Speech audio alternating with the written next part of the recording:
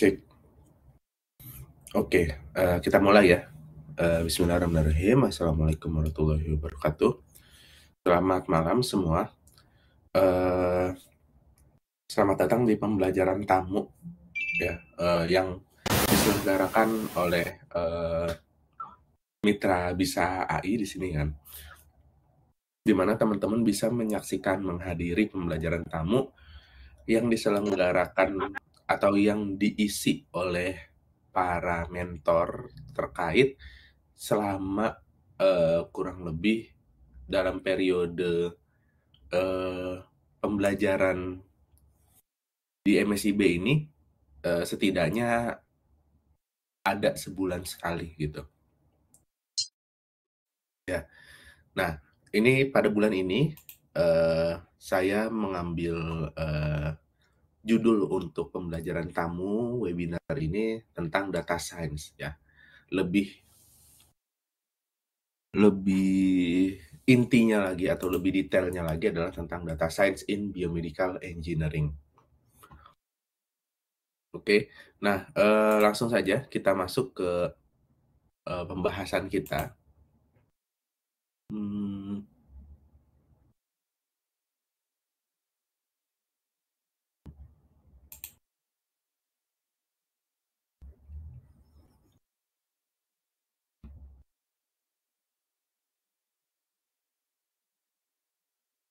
nah ini oke, sudah terlihat ya.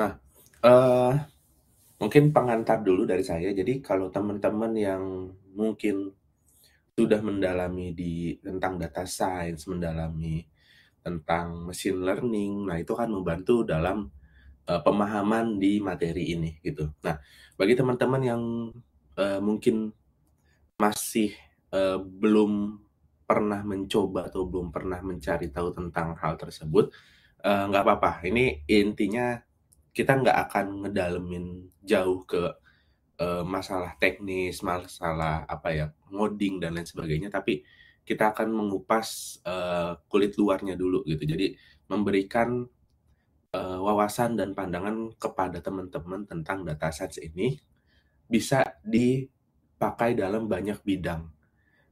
Dan yang saya angkat salah satunya adalah bidang biomedikal ini, gitu. Nah, eee, kenapa ada nanti kaitannya dengan AI, kenapa nanti kaitannya ada dengan, mungkin menyangkut dengan teknologinya gitu ya dan lain sebagainya, karena, sejalan dengan perkembangan teknologi yang ada sekarang gitu ya, ternyata AI ini membantu dalam proses yang kita lakukan di data science ini untuk dalam bidang biomedical engineering ini, gitu. Nah, ini poin-poinnya kurang lebih, tentang AI dan healthcare, introduction-nya biomedical engineering, terus kemudian use case-nya seperti apa, teknologi yang mereka pakai dalam kasus-kasus tersebut itu seperti apa, dan terakhir challenge yang mungkin teman-teman temui ketika teman-teman mendalami ke ranah ini, gitu. Nah, ini agak panjang ya, tapi saya kasih seperti ini karena memang ini yang, pentingnya gitu. Nah, mungkin dari tulisan ini ya, kalau teman-teman baca dulu sekilas ya, tentang medical science, including image diagnosis ya. Lalu, di sini intinya adalah,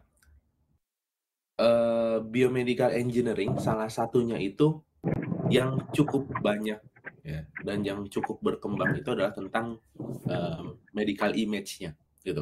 Kenapa? Karena itu yang salah satu yang unik dari biomedical engineering, gitu. Kenapa saya bilang unik? Karena mungkin di bidang lain nggak ada tuh yang gambar-gambar kesehatan seperti itu ya, kayak misalkan X-ray gitu kan, ronsen, terus kemudian ada CT scan, eee, computed tomography gitu, dan MRI, atau mungkin gambar-gambar yang sifatnya mikroskopik gitu ya, kayak misalkan gambar sel, gambar apa mungkin gitu kan. Nah, eee, itu lebih kalau kita lihat, lebih banyaknya memang kan di healthcare-nya gitu. Sehingga, eee, ini yang menjadi daya tarik ke arah sana. Gitu. Nah, ternyata dalam medical image tersebut terdapat banyak tantangannya. Nanti kita lihat tantangannya seperti apa, gitu ya.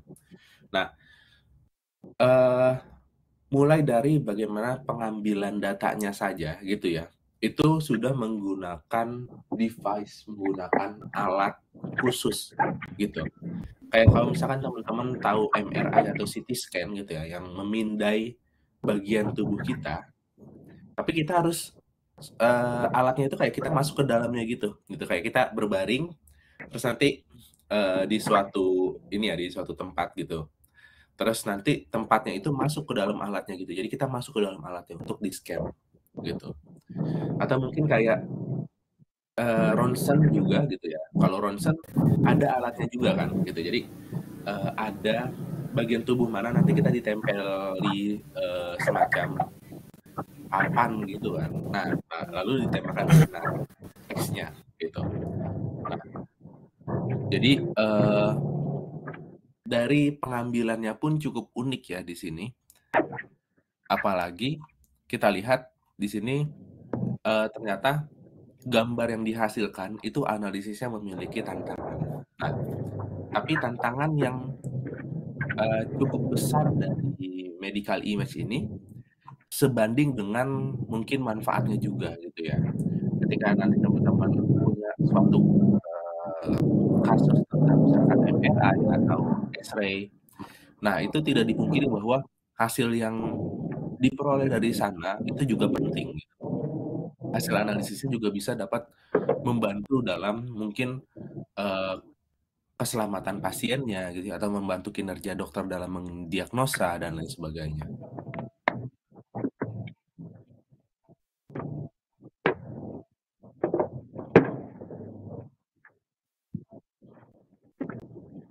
Nah, selanjutnya, mmm, kita lihat lagi di sini.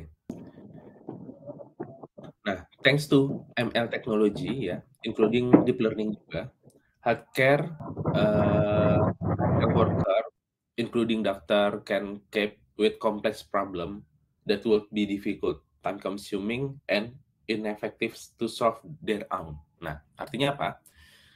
Di sini kita bilang, eee, perkembangan teknologi yang ada sekarang ya, bidang data science dengan bantuan dari machine learning, bantuan dari deep learning yang ada sekarang. Nah, itu membantu ya, membantu banget dalam, bagaimana dokter, tenaga kesehatan lainnya untuk, membantu dalam pengambilan keputusan, mendiagnosa, dan melakukan hal-hal kegiatan lain ya, yang Saya nih.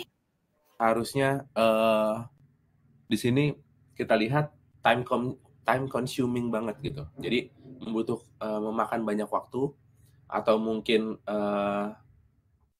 pengambilan keputusan atau problem solving-nya itu, tadinya kurang efektif. Nah, ini dengan machine learning, dengan deep learning ini bisa terbantu, gitu. Nah, nanti akan kita lihat di use case bagaimana sih cara machine learning dan deep learning itu membantu itu apanya yang dibantu gitu. Nah, nanti kita lihat di belakang. Nah, tapi intinya kurang lebih seperti itu ya. Nah, kalau kita bicara tentang healthcare di sini, tentang biomedical engineering dan lain sebagainya, itu nggak cuma gambar ya, teman-teman. Walaupun salah satu yang uniknya juga itu memang di gambar medis kan gitu. Tapi terlepas dari itu, data-data kesehatan lainnya pun bisa gitu. Bahkan yang bentuknya table, tabular gitu. Nah, itu juga bisa. Contohnya apa? Contohnya kayak misalkan data sinyal, ya data sinyal, tapi representasinya sudah dalam bentuk tabular. Nah, itu juga bisa gitu kan.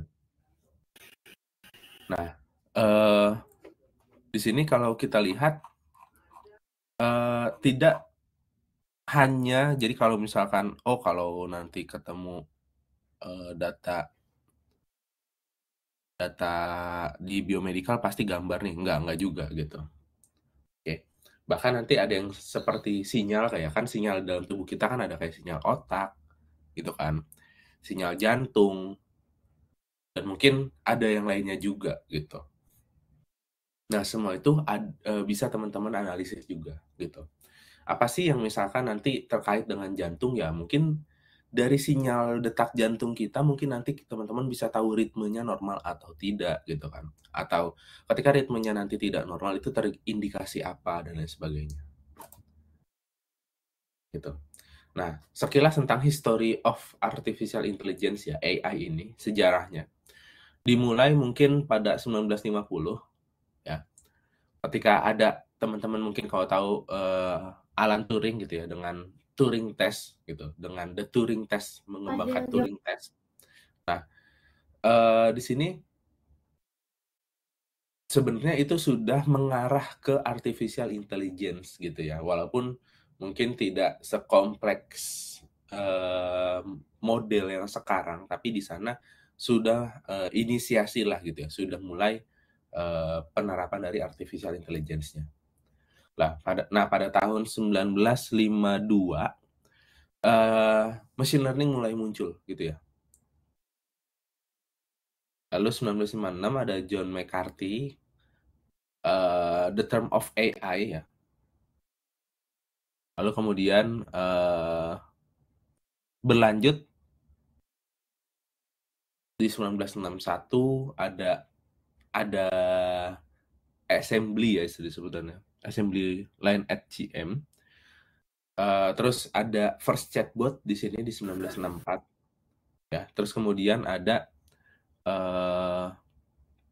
Jadi 1966, 71 dan seterusnya ini terus berkembang gitu. Apalagi mulai di biomedicine di 1971 ini. Nah, ini mulai membuka wawasan ya bahwa dalam bidang medis itu pun bisa gitu. Walaupun di sini masih dalam bidang obat-obatan gitu ya, tapi sudah mulai merambah ke sana gitu. Nah, kemudian ada sebutannya di sini yang abu-abu ini adalah AI winter gitu. Apa yang dimaksud AI winter di sini? Eh, Ketidakmampuan AI ya, teknologi AI ini untuk berkembang lebih jauh ya. Di mana di sini kita menganggapnya bahwa AI winter ini adalah masa di mana riset dalam bidang AI ini tidak sepesat sebelumnya gitu. Ya, seperti dia itu musim dingin gitu ya. Jadi nggak banyak aktivitas, ya hibernasi dan segala macam mungkin istilah lainnya gitu. Nah, kita lihat di sini memang di 1970 sampai 80 ini nggak terlalu banyak penelitian yang ke arah sana gitu ya. Maksudnya tidak semasif sebelumnya gitu. Tapi bukan berarti tidak ada sama sekali ya, tetap ada pengembangannya tapi mungkin tidak signifikan ya. Nah, sampai dengan ditemukanlah suatu method gitu ya atau mungkin suatu teknologi baru ya yang berevolusi dari machine learning pada 1952 ini adalah deep learning pada tahun 2000 gitu. Nah, deep learning ini yang menginisiasi, yang membawa angin segar baru gitu ya bagi para peneliti dalam bidang artificial intelligence untuk mengembangkan banyak riset dengan metode-metode yang ada pada deep learning ini, bahkan sampai sekarang gitu. Ini kalau panahnya diterusin lagi nih ke depan gitu. Bahkan sekarang ada satu momentum lagi ya dari terakhir itu adalah deep learning. Sekarang momentumnya adalah di transformer gitu, kalau teman-teman tahu. Terus BERT gitu ya. Nah, itu momentumnya muncul kembali di sana gitu. Karena transformer ini mengilhami banyak hal yang sekarang terjadi yang kita bilang canggih, wah hebat segala macam gitu. Terilhami dari transformer. Transformer ini terilhami dari deep learning gitu ya. Deep learning ini terilhami dari machine learning gitu. Jadi memang mereka berkaitan gitu. Nah, satu poin lagi mungkin yang sekarang ini kan sampai 2020 ya. Ya. Nah, sebenarnya satu poin lagi yang mungkin belum masuk di sini adalah transformer gitu. Banyak kemampuan transformer dan banyak apa ya, dikembangkan lagi ke depannya itu sampai menjadi salah satunya yang mungkin teman-teman sudah tahu adalah ChatGPT gitu. Nah, itu salah satu pengembangannya juga ya. Bahkan dalam bidang medis, sorry, dalam bidang image gitu ya dan lain-lain, transformer juga udah ada gitu. Nah, eh poinnya dari sini adalah coba teman-teman lihat ketika selesai dari AI Winter ya pada tahun 2000 ini adanya deep learning. Nah, mulai banyak bermunculan ide-ide kreatif ya kalau kita lihat. Misalkan pada tahun 2007 IBM mulai dengan deep learning ini dia bawa teknologinya ke dalam perusahaannya gitu ya. Terus juga dari tahun 2010 CAD apply to endoscopy gitu ya. Nah, terus nah itu kan ke arah medis tuh gitu. Terus juga Amazon tidak mau kalah dengan virtual assistant yang namanya Alexa kalau teman-teman tahu kayak mungkin semacam Google Assistant juga gitu ya. Cuma ini yang ngembangin Amazon gitu. Nah, terus Apple juga memunculkan virtual asistennya juga gitu. Terus juga ada PharmaBot pada tahun 2015 dan juga beberapa deep learning application in healthcare pada 2017 ya. Dan di tahun 2020 itu juga ada gastroenterologi ya, trial in gastroenterology.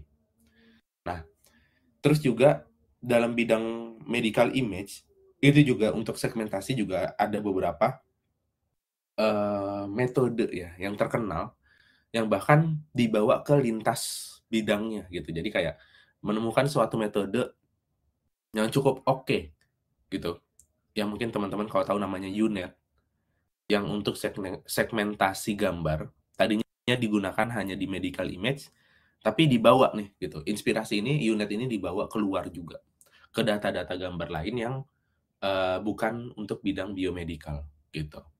Jadi bisa juga terinspirasi dari hal lain dibawa ke biomedical ini, atau biomedical ini memunculkan suatu teknologi, suatu metode, tapi dibawa juga ke bidang lainnya, gitu. Nah, menariknya tuh di sana. Nah, ini ada pengantar sedikit bagaimana kita mengetahui atau mendefinisikan tentang biomedical engineering ya. Kalau kita lihat, what is biomedical engineering?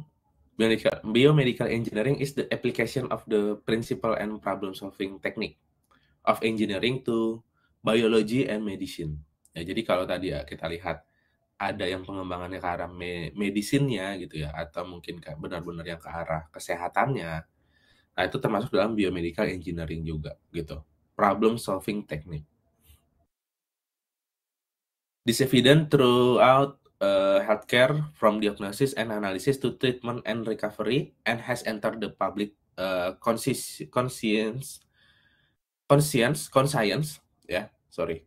through the proliferation of the implantable machine device such as pacemakers and artificial hips to more futuristic technology. Nah, jadi bahkan biomedical engineering ini juga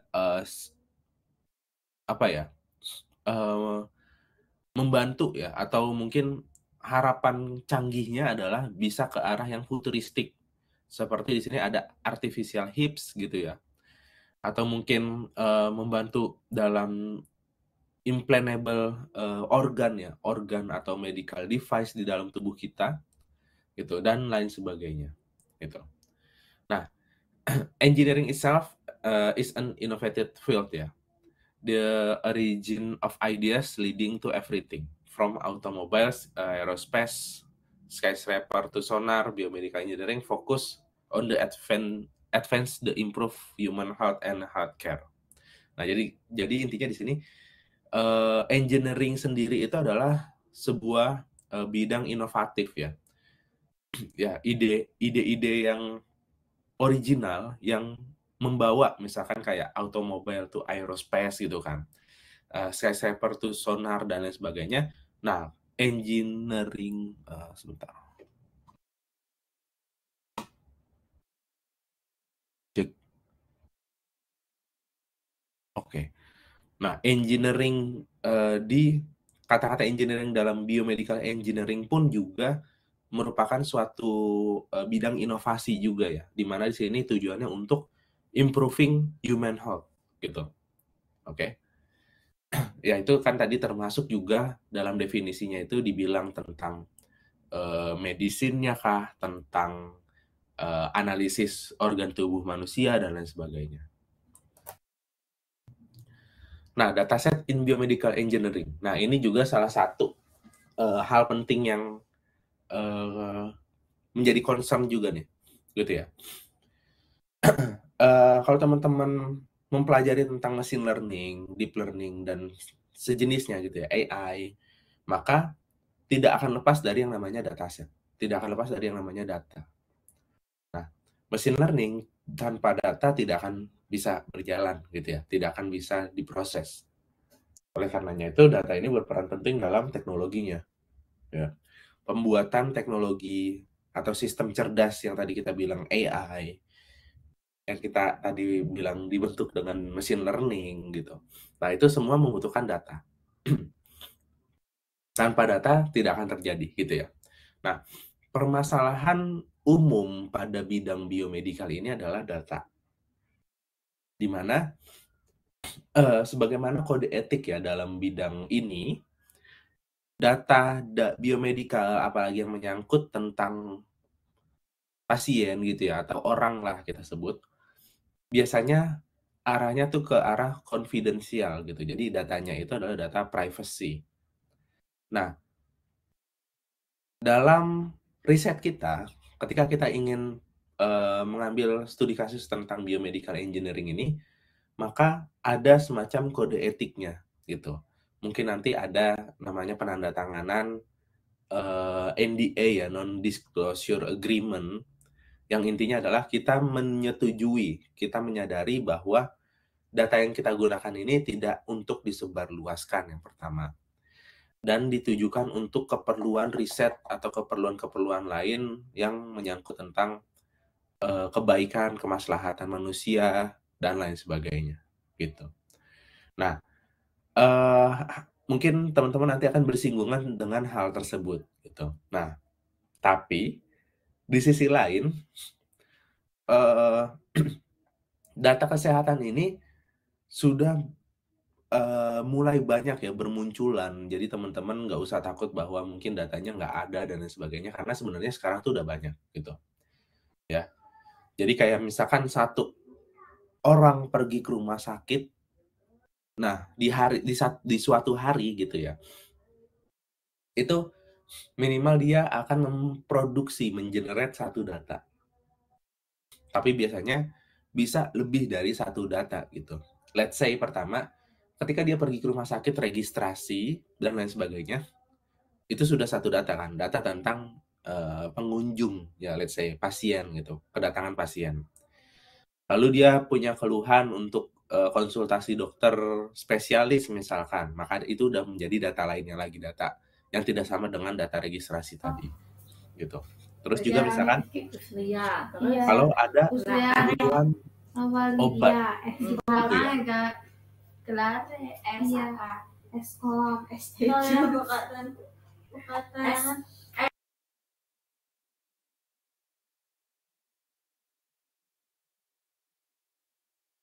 Oke, kita lanjutkan.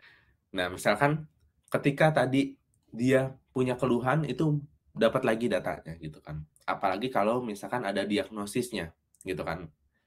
Kayak misalkan kalau diagnosis standar dari dokter aja ya mungkin cuma penyampaian keluhan gitu kan. Kalau lebih dari itu ya nanti kita lihat. Kalau misalkan butuh tes darah, nah tes darah sendiri nanti juga jadi data baru lagi gitu.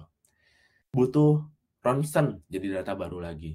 Butuh apa lagi gitu kan. Sampai dengan nanti misalkan resep obat dan lain sebagainya. Nah, itu semua data gitu. Nah, nanti tinggal bagaimana teman-teman mengambil kasus dari data-data ini gitu. Misalkan kayak, teman-teman mau ambil, oh nanti saya ambilnya fokusnya di, medical image-nya gitu. Atau mungkin saya ambil di, biomedical engineering di bidang, biomedicine-nya gitu ya. Nah, itu bisa macam-macam gitu. Bahkan yang dalam tanda kutip tidak bersinggungan langsung atau hanya sedikit bersinggungannya dengan biomedical engineering ini. Misalkan contohnya apa? Kayak misalkan, chatbot untuk keluhan pasien gitu, misalkan seperti itu ya. Mungkin tidak terlalu, bersinggungan dengan misalkan penyakitnya pasien gitu kan, tidak bersinggungan dengan obat dan lain sebagainya. Atau mungkin ada lagi kayak misalkan, OCR kalau teman-teman tahu, optical, character recognition ya. Jadi bagaimana mesin itu bisa membaca tulisan, tangan misalkan gitu ya. Tapi mungkin ini, lebih khusus untuk membaca tulisan tangan dokter misalkan gitu ya, untuk automate, listing, resep obat misalkan dan lain sebagainya. Nah itu, adalah data dan biasanya dari data-data ini yang nanti muncul ide-ide menjadi suatu case study dan lain sebagainya. Dheweke menggawe ning kono Nah, maneh kemudian tempat kuliah dheweke maning. ada lagi di sini kalau kita lihat ya, nah ini nih, contoh-contoh, dataset Ono ke MNM oke, mungkin saya ini dulu ya. S2 berarti. Iya, lebih aneh sih. Iya, dheweke no. Guru. Oke, sorry saya mute dari, tempat saya ya. Eee, kita lanjutkan. Nah ini dataset in biomedical engineering, contohnya misalkan yang pertama clinical notes ya, tulisan tangan dokter, ya. Jadi kalau misalkan teman-teman tahu misalkan ada gambar gitu ya, ketika kita input gambar, kita foto sesuatu gambar apa misalkan, kayak yang sekarang deh yang banyak bermunculan kan foto KTP gitu ya di aplikasi, terus nanti diekstrak isinya kan, tulisannya kan, namanya siapa, NIK-nya dan lain sebagainya yang ada di dalam KTP tersebut gitu. Nah, ini juga ada nih clinical notes, jadi tulisan tangan dokter gitu. Nah, bisa nggak ini AI tadi gitu ya, AI tadi untuk menerjemahkan tulisan ini menjadi ya bentuknya tekstual gitu ya, bukan gambar lagi tapi tekstual gitu. Terus juga ada biomedical image. Ya tadi kita lihat kayak misalkan ada X-ray gitu ya, ada CT scan, MRI dan lain sebagainya. Nah ini bagaimana kemampuan AI ini dalam bisa mengenali dan menganalisis gambar-gambar tersebut. Misalkan, contohnya misalkan di daerah wilayah tulang ini ternyata sebenarnya ada retakan nih, ya. Mungkin kalau dokter gitu ya, nanti akan mengarahkan lembar X-ray-nya ini kan, ronsennya ini di arah cahaya gitu kan, terus ditinjau, oh ini ada retakan misalkan gitu kan.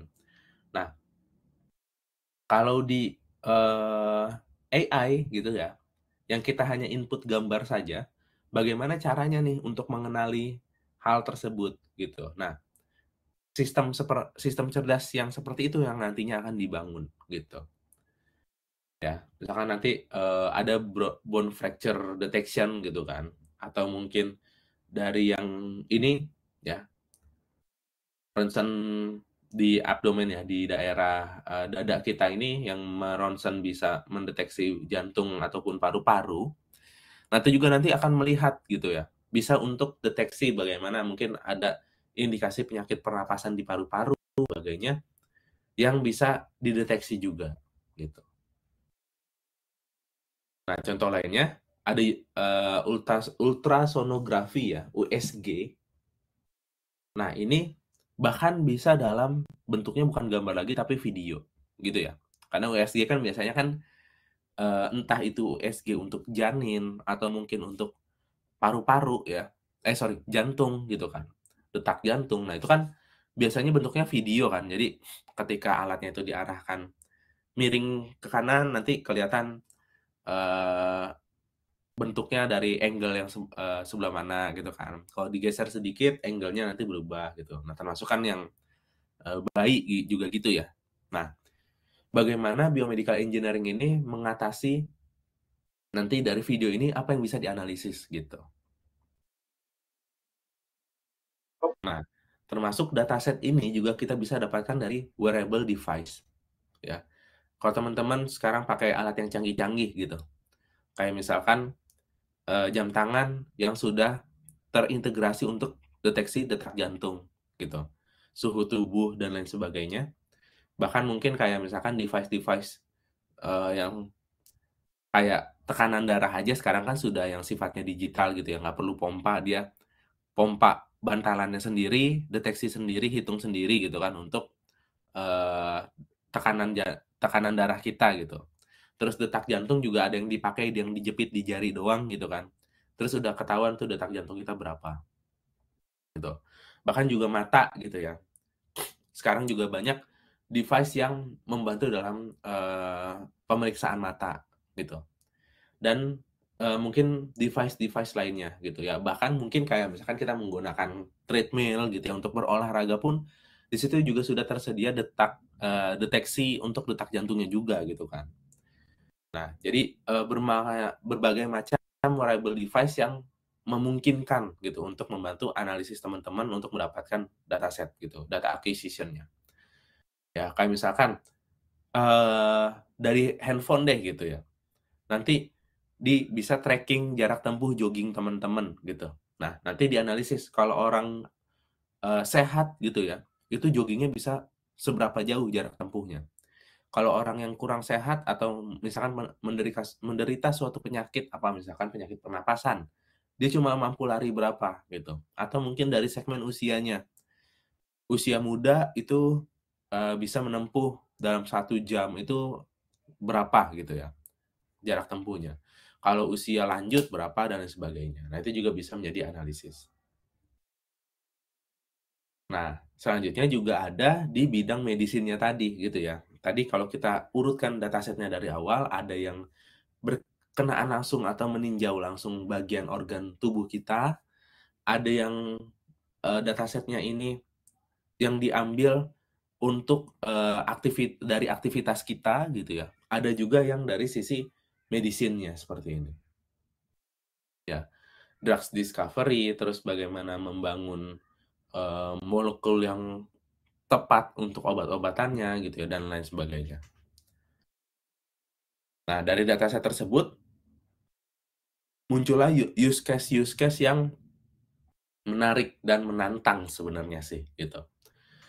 Kenapa saya bilang menantang ya, menarik sih udah pasti ya. Jadi, karena ini berkaitan dengan kesehatan kita sebagai manusia, maka, penggunaannya pun nanti akan membantu kita gitu kan. Nah, tapi saya bilang menantang karena ternyata tidak mudah teman-teman, gitu ya. ECG ya, elektrokardiogram, atau mungkin yang sering kita kenal juga dengan ada yang ngomong istilahnya echo mungkin, atau, eee, sinyal detak jantung gitu, istilah lainnya. Nah, di sini jadi kalau misalkan ada, kalau di rumah sakit ada bunyi "nut, nut" gitu ya. Nah, itu biasanya, monitoring detak jantung gitu kan. Nah, itu kita sebutnya ECG, elektrokardiogram. Jadi bagaimana kita mendeteksi, eee, detak jantungnya ini, kita bisa pertama use case-nya itu adalah klasifikasi, mengklasifikasikan. Apakah, apa ya, semacam, rentetan gitu ya, rentetan detak jantung misalkan dalam 1 jam terakhir suatu pasien itu normal atau tidak, gitu. Nah, ternyata analisis ini juga sudah banyak berkembang tidak hanya dalam tujuan untuk membantu pasien gitu ya. Di sini juga bisa dalam analisis di hal lainnya gitu.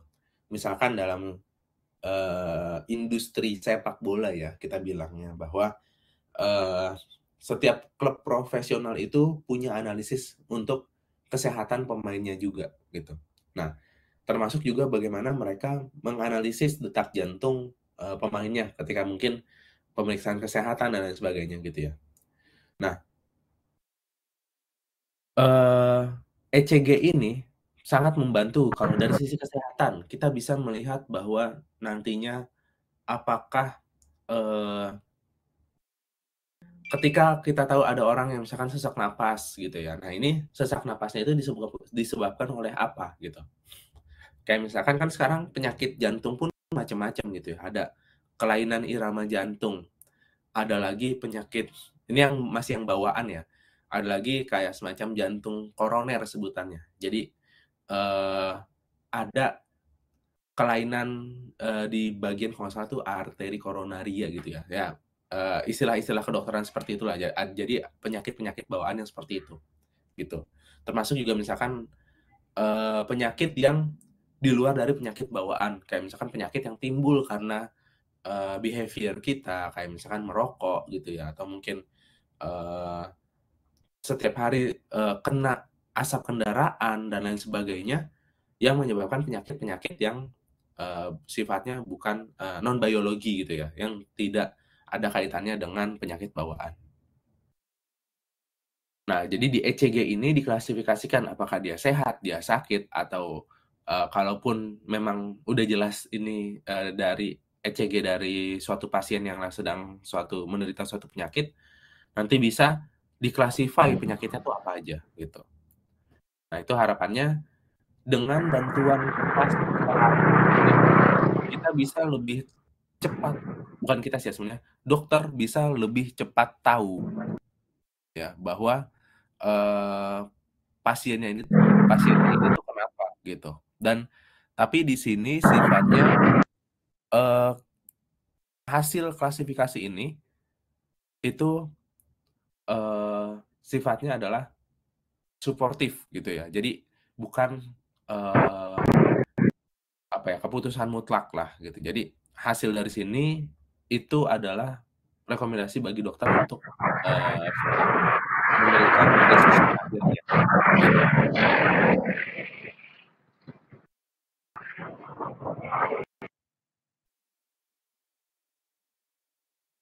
Oke, selanjutnya ada lagi City Image Classification ya. Nah, di sini kalau kita lihat eh, ini dari gambar CT scan nih.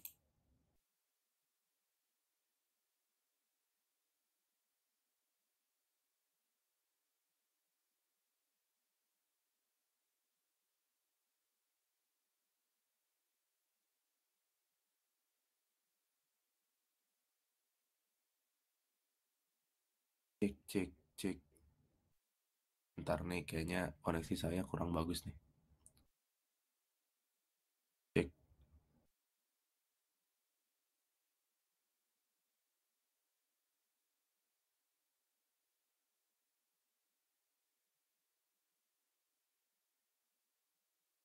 cek, cek, cek.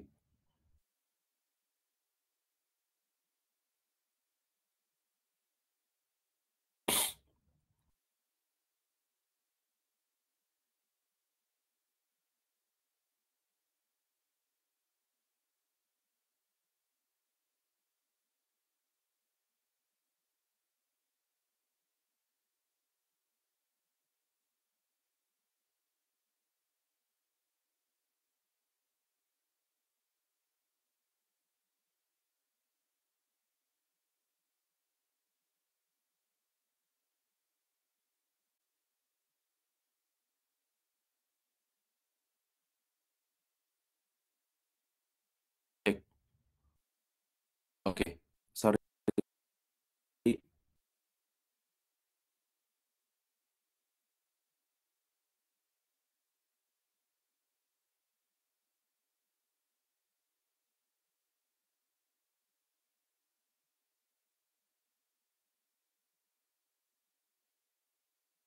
Scan ya, CT scan ini. Komputer.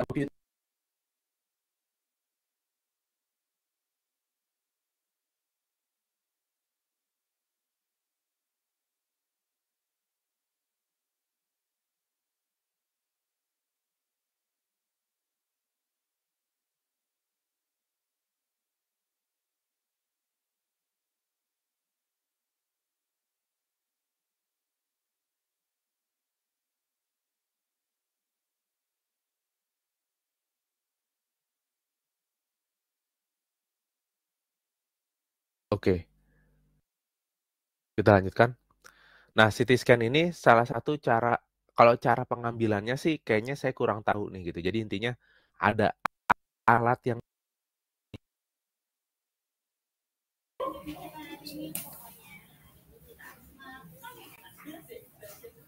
dari CT scan atas itu.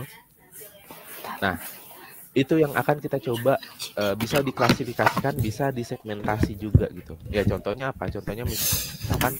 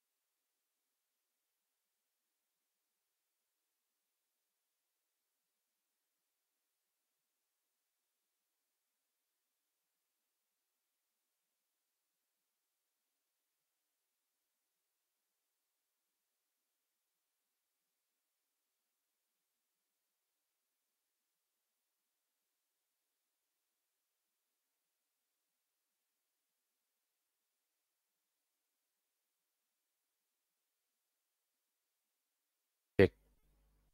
Oke. Nah, ini jadi diklasifikasikan ya gambarnya ini normalnya atau standarnya ya klasifikasi sehat atau sakit gitu ya. Nah ini juga X-ray juga kayak gitu, biasa untuk klasifikasi juga.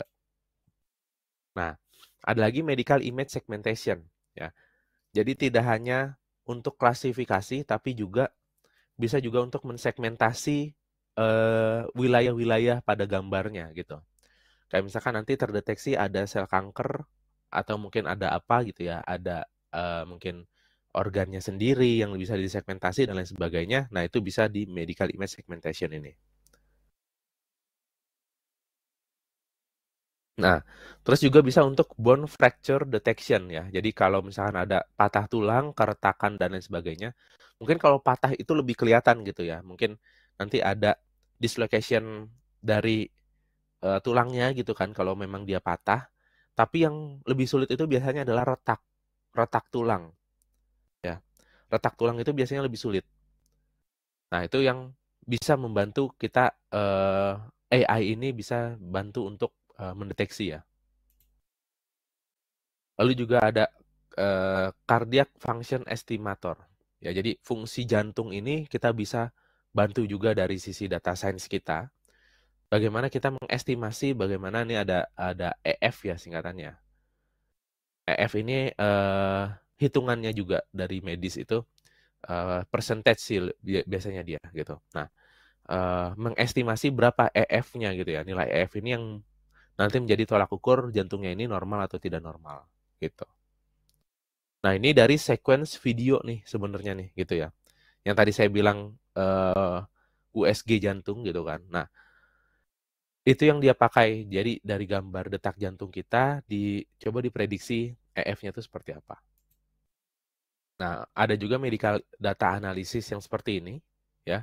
Entah itu dari rekam medis pasien tentang riwayat darahnya gitu ya. Cek darahnya dan lain sebagainya. Nah, ini juga bisa dianalisis dari sisi data science-nya. Nah, teknologi yang digunakan dalam proses data science ini yang bisa untuk mendeteksi, mengklasifikasikan dan lain sebagainya. Yang pertama itu ada CNN. Ini digunakan untuk data gambar umumnya. Ya, idenya adalah melakukan proses konvolusi di layer-layer terkait. Ya, ada di layer konvolusi yang pertama, kedua dan seterusnya. Terus juga ada bantuan deep learning di belakangnya ya, yang kita tahu neural network gitu ya. Neural networknya bukan jaringan saraf manusia ya, tapi artificial neural network. Jadi bagaimana membangun sistem model ini didasari pada jaringan saraf tiruan tadi gitu. Nah, kemudian untuk object detection itu mungkin banyak yang kenal juga dengan yang namanya RCNN ya. Dimana di sini idenya adalah dia mencoba mengambil region tepat pada objek yang dituju gitu. Nah, ini sudah banyak pengembangannya juga. Nah, ini ada lawannya untuk object detection ya, yaitu YOLO ya. YOLO ini uh, dia singkatan dari You Only Look Once gitu. Jadi kalau RCNN ini kan idenya adalah dia regionnya ini nanti punya namanya fitur map gitu kan. Dan akan diprediksi secara terpisah antara gambarnya dan region proposalnya gitu. Kalau YOLO ini you only look once, jadi melakukan semua kegiatan estimasi klasifikasi gambar dan estimasi region atau wilayahnya itu secara bersamaan karena look once kan cuma sekali gitu. Ya. Instead of dipisah kayak yang RCNN. Keunggulannya YOLO ini lebih ringan, tapi baik lagi ada trade-off antara time consume dengan performance gitu kan. Mau cepat kemungkinan performanya nggak bagus. Mau bagus kemungkinan nggak cepat gitu kan. Nah, itu yang terjadi di antara dua model ini gitu. Jadi mereka berlomba-lomba. Di sini kekurangannya adalah timing consume-nya yang cukup tinggi. Diefisiensikan. Nah ini dia udah punya modal efisiensi waktu. Dia tingkatkan performance-nya gitu. Dalam pengembangan versionnya dia. Nah, untuk segmentasi seperti yang misalkan tadi ya, untuk MRI otak, CT scan otak, dan sebagainya, bisa dengan segmentasi seperti ini, gitu. Teknologinya yang dipakai adalah UNet arsitektur. Ini salah satu yang cukup membanggakan juga ya dalam dunia biomedical ini, di mana ide utamanya adalah dia berbentuk huruf U gitu ya dalam arsitekturnya. Jadi kalau umumnya kayak misalkan di CNN gitu ya, yang tadi di depan itu gambarnya ini adalah mengalami reduksi dimensi. Tapi kalau di unit ini ketika dia terreduksi, nanti di satu state dia akan balik lagi ke atas untuk mengembalikan dimensinya seperti semula gitu. Nah, hasil dari sini itu memunculkan segmentasi yang cukup bagus gitu, apalagi dalam bidang kesehatan. Nah, itu beberapa use case dan teknologinya yang diterapkan dalam biomedical engineering. Challenge-nya apa sih? Tadi yang pertama kita sudah bahas tentang data privacy.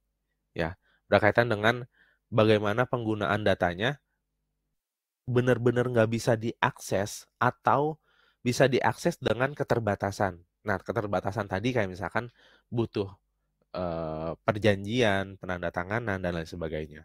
Gitu. Terus tantangannya adalah model performance. Good aja itu belum tentu diterima dalam biomedical. Harus excellent. Gitu ya. Apalagi yang menyangkut dengan hal-hal yang kritikal, hal-hal yang kritis gitu ya. Kayak misalkan tadi pendeteksian penyakit jantung. Kalau misalkan akurasinya masih misalkan let's say 8, kalau kurang misalkan 90 deh, bagus nggak? Ya, 90/100, 90% gitu ya. Kalau misalkan mungkin di bidang lain, oh itu sudah cukup oke kok gitu. Tapi mungkin dalam bidang kesehatan enggak. Kenapa? Karena masih ada 10% error. Ya, let's say kita bisa bilang, ya let's say kasus COVID-19 deh yang sebelumnya gitu ya. Secara global gitu ya, berapa banyak orang, kalau kita mendeteksi ada pasien yang terindikasi COVID-19, tapi akurasinya 90% gitu. Artinya misalkan dari penduduk kita gitu, misalkan 1 juta pasien aja, 1 juta pasien. Berarti masih ada berapa tuh? 100.000 nyawa yang kita salah prediksi gitu. Nah, itu kan dalam skala besar gitu ya, apalagi penyakit yang sifatnya pandemik gitu ya, bukan lagi endemik, itu juga menuntut performa yang sangat tinggi gitu. Atau dalam bidang lain, misalkan kanker gitu ya. Kita nggak bisa sembarangan untuk mendeteksi kanker yang asal-asalan gitu. Karena apa? Karena ini juga masa kritis pasien gitu. Stadium 1, 2, 3, 4 gitu kan. Apalagi kanker ini sangat destruktif dan invasif gitu. Dia merusak dan dia menyerang kemana-mana gitu. Kalau kita misalkan mensegmentasikan dengan error 10% misalkan gitu ya. Ternyata invasi dari sel kankernya ini sudah mencapai otak misalkan. Tapi kita tidak bisa mendeteksi di CT scan otaknya gitu. Dalam segmentasinya itu dibilangnya bersih gitu. Padahal sudah ada di sana. Sel kankernya itu sudah menyebar ke sana. Nah, itu yang dituntut juga dalam bidang biomedical ini. Dalam kondisi-kondisi atau kasus-kasus yang sifatnya kritis tadi. Nah, oke, mungkin itu saja yang bisa saya sampaikan. Silakan kita langsung masuk ke sesi tanya jawabnya.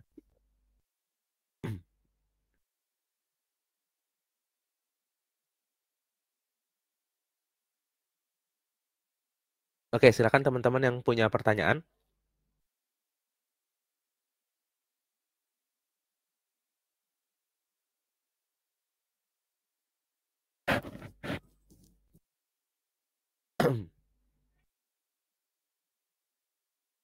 Oke, mungkin silakan kalau ada yang ingin bertanya langsung atau diketik itu juga boleh.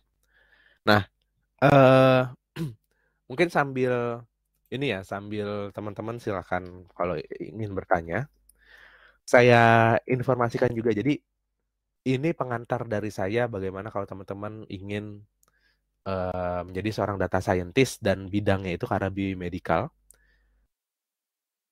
Nah, misalkan teman-teman baru mau memulai gitu ya, bagaimana sih atau langkah apa ya, first step bagi seorang beginner itu apa sih yang baru mau ke arah sini? Nah, yang pertama teman-teman asah dulu kemampuan di bidang teknikalnya, menurut saya ya. Jadi bidang teknikalnya ini yang nanti akan membantu teman-teman juga untuk bisa memahami riset-riset terkini gitu ya. Terus juga bisa paham tentang teknologinya dan lain sebagainya. Ya harus paham teknikalnya dulu di awal gitu. Nah, teknikalnya itu ada banyak. Pertama dari sisi technical ngoding, yang kedua dari technical algoritmiknya gitu. Nah, mumpung teman-teman berada pada MSIB ini dan di sini teman-teman masuk dalam mitra MSIB-nya itu adalah Bisa AI ya. Teman-teman berkesempatan untuk ngambil course-course yang sifatnya gratis kan gitu. Nah, silakan kunjungi itu course di Bisa AI, teman-teman bisa pelajari ya. Mungkin saya share screen deh dikit. Di course-nya ini silakan teman-teman nih ambil course yang terkait dengan saran saya. Yang pertama, data science, Python, machine learning. Nah, itu dulu gitu. Bahkan kalau udah jauh teman-teman belajar, tambahin lagi yang lebih advance-nya lagi yaitu deep learning gitu. Oke? Itu saran saya. Jadi cari data science, Python, machine learning, deep learning. Nah, tapi saya lihat juga nih tadi di sini ada machine learning dengan R ya. Kalau teman-teman lebih familiar dengan R ya nggak apa-apa juga gitu. Tools-nya yang digunakan, bahasa pemrograman yang digunakan itu nggak masalah apapun gitu ya. Tapi yang penting teman-teman dalaminnya di itu tadi ya, data science, machine learning, deep learning. Kalau saran saya bahasa pemrograman yang cukup mudah dipahami itu Python. Tapi kalau mau yang lain nggak apa-apa juga gitu. Oke, nah ini sudah ada pertanyaan nih dari Lalu Wahyu Saputra. Izin bertanya bagaimana cara mencari dataset yang benar-benar dibutuhkan. Yang pertama, riset itu lahir dari banyak cara. Bisa teman-teman punya data, terus juga habis itu baru memikirkan risetnya ke arah mana kasusnya gitu ya. Atau yang kedua, teman-teman cari paper.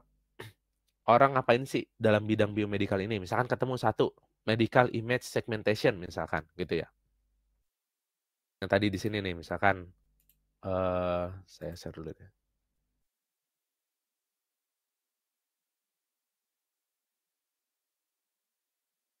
Nih, ini referensi yang di bawah ini biasanya antara link atau nggak kelihatan ya. Nah itu biasanya antara link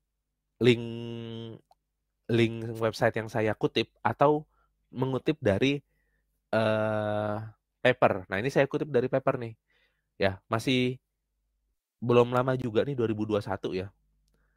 Ada penelitian tentang bone fracture gitu, deteksi keretakan tulang gitu atau kerusakan ya, entah itu retak, entah itu patah gitu kan. Nah, berawal dari baca riset, lihat refernya tuh ke dia riset ini menggunakan dataset apa gitu kan. Bisa nggak sih saya akses? Nah, kalau bisa diakses, coba garap gitu. Nah, nanti misalkan teman-teman lihat dia pakainya apa nih di sini. Fast RCNN. Faster RCNN. Ya. Terus setelah dideteksi dia pakai CrackNet untuk mendeteksi bagian yang retaknya. Nah, teman-teman bisa lakukan improving model atau metode. Mungkin saya nggak mau nih faster RCNN. Kenapa? Kelemahannya apa? Cari tahu gitu ya. Misalkan yang pertama, ya apalagi faster RCNN itu juga metode yang sudah cukup tua ya gitu. Jadi pasti punya kelemahan, apalagi sekarang gitu kan. Misalkan dari time consume-nya gitu. Dia waktunya misalkan untuk deteksinya aja mungkin 30 detik atau 1 menit gitu. Saya bisa mungkin lebih cepat dengan metode lain. Nah, improve di sana gitu. Atau dari CrackNet-nya ini mendeteksi eh daerah mana yang dideteksi dulu baru diklasifikasikan, oh ini benar retak atau enggak gitu. Nah, itu CrackNet mungkin akurasinya masih kurang, bisa saya improve gitu. Nah, jadi bisa teman-teman cari dulu datanya baru ketemu idenya atau dari penelitian orang nanti kita cari data terkait gitu. Nah, kalau ditanya dataset yang benar-benar dibutuhkan ya baik lagi tergantung riset atau tergantung kasus use case yang mau didalami gitu. Dan biasanya yang kayak gini tuh sudah ada beberapa yang publish juga gitu kan. Jadi dibikin semacam kompetisi. Kayak misalkan untuk medical image gitu. Nah, nanti apa yang mau dicari nih misalkan segmentasi daerahnya kan ada banyak ya, ada otak, ada mungkin organ tubuh lainnya gitu ya. Nah, itu nanti yang dicari gitu. Nah, kalau di bidang biomedical ini sih menurut saya nggak ada yang kita ambil sendiri ya dalam tanda kutip kita eh, metodenya tuh ambil atau data akuisisinya tuh data primer gitu kita ambil sendiri kayaknya nggak ada gitu. Karena apa? Karena ini data kesehatan ya dan biasanya harus ada validation dari expertise gitu. Kayak misalkan kita mau apa nih klasifikasi gitu. Nah, ada expertise-nya dulu yang menganotasi atau melabeli gitu. Nah, jadi kemungkinan kita sih bukan membuat ya, tapi cukup mencari aja gitu. Di mana data yang memprovide apa yang kita butuhkan gitu. Oke. Semoga itu menjawab ya. Jadi silakan teman-teman yang lainnya yang ingin bertanya.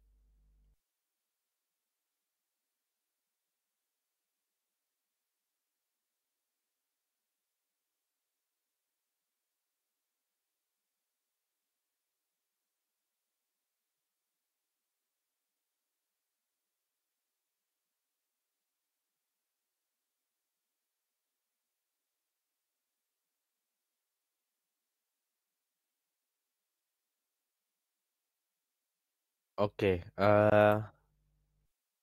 mungkin sambil menunggu pertanyaan, biar menghemat waktu juga kita bisa langsung ke sesi fotonya ya. Sesi dokumentasi. Oke, silakan teman-teman nyalakan kameranya.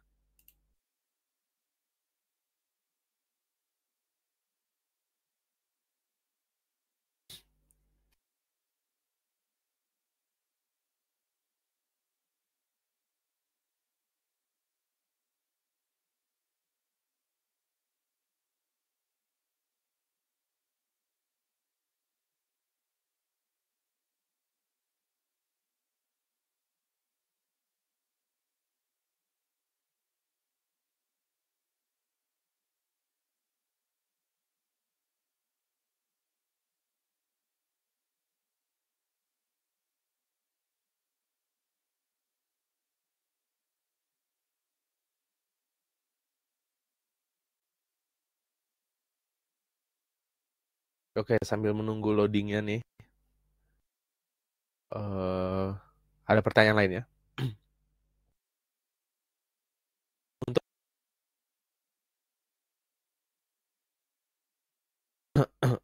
di dunia biomedical ini bermodalkan pengetahuan data science. Oke, gini teman-teman.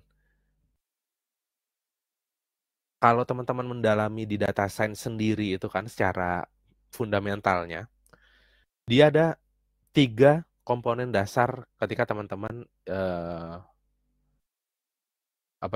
berproses dalam data science atau menjadi seorang data scientist kan. Yang pertama, kemampuan mengerti tentang technical, coding gitu dan lain sebagainya. Yang kedua, kemampuan tentang theoretical, entah itu machine learning-nya, matematikanya, dan lain sebagainya. Yang ketiga adalah domain knowledge gitu. Yaitu adalah pengetahuan dalam bidang terkait. Kalau teman-teman bergerak dalam biomedical, teman-teman juga harus tahu bidang terkait tersebut gitu ya, tentang biomedisnya. Apakah kalau saya ingin menjadi data scientist dalam biomedical ini harus menjadi dokter juga? Tentunya enggak gitu. Tapi setidaknya apa yang teman-teman lakukan, teman-teman harus tahu. Kayak tadi contohnya. Mana ya? Ini. Dalam mensegmentasi gambar, misalkan let's say ada ini ya, ada sel kanker. Nah, sebenarnya kalau di dalam wujud atau bentuk asli gambarnya kan yang A ini kan gitu. Yang huruf A ini. Sorry, enggak ini enggak share screen ya. Sorry.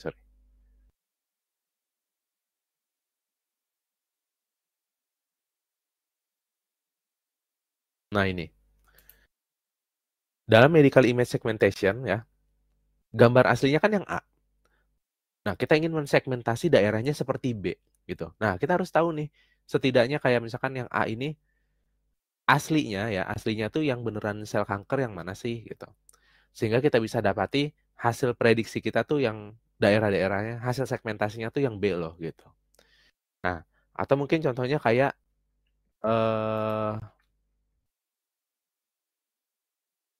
kayak ini, cardiac function.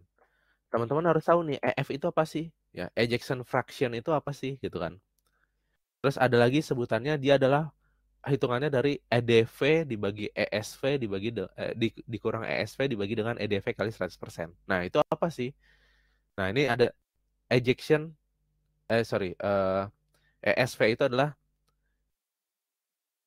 end systolic volume ya dari left ventricular. Nah, itu apa sih gitu. Jadi di jantung kita itu kan ada 4 bagian kan.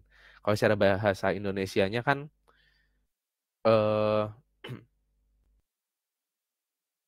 bilik, serambi dan bilik ya. Bilik kanan, bilik kiri, serambi kanan, serambi kiri gitu. Nah, yang mana yang bagian jantung yang untuk memompa darah ke seluruh tubuh ya.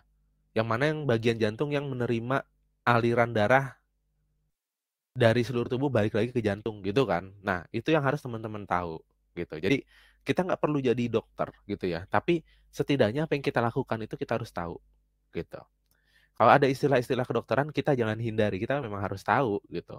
Untuk mencapai suatu analisis, untuk mencapai suatu model kepintaran yang tepat, maka kita harus mau nggak mau juga harus paham gitu apa yang kita lakukan gitu. Walaupun bukan sampai expert banget gitu ya. Oke, mungkin itu jawaban dari saya.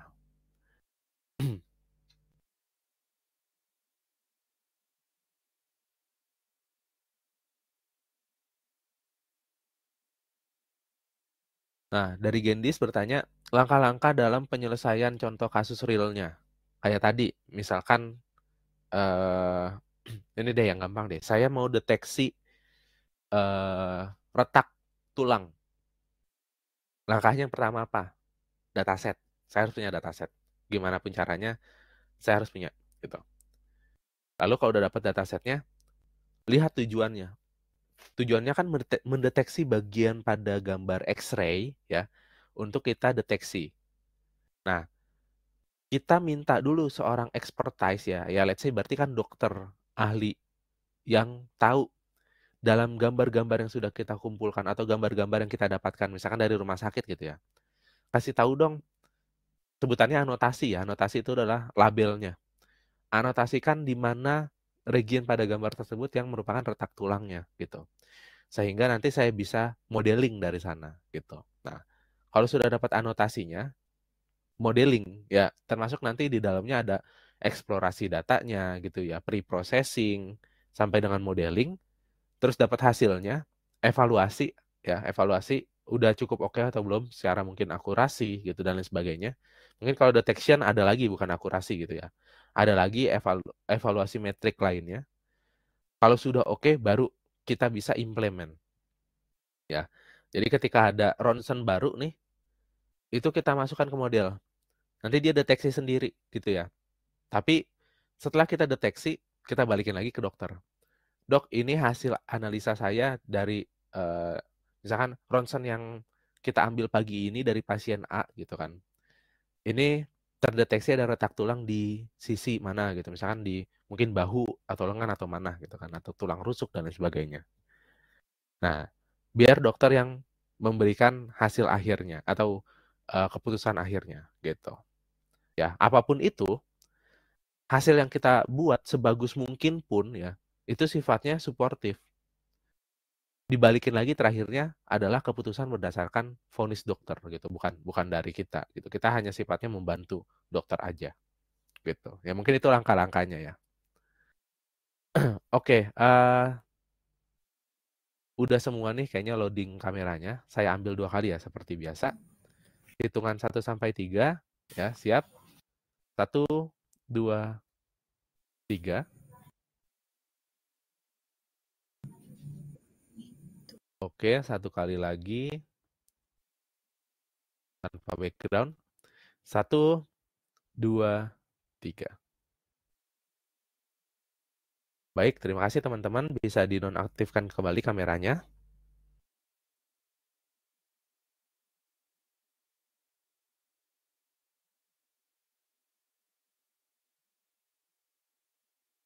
Oke, pertanyaannya juga sudah sampai akhir ya.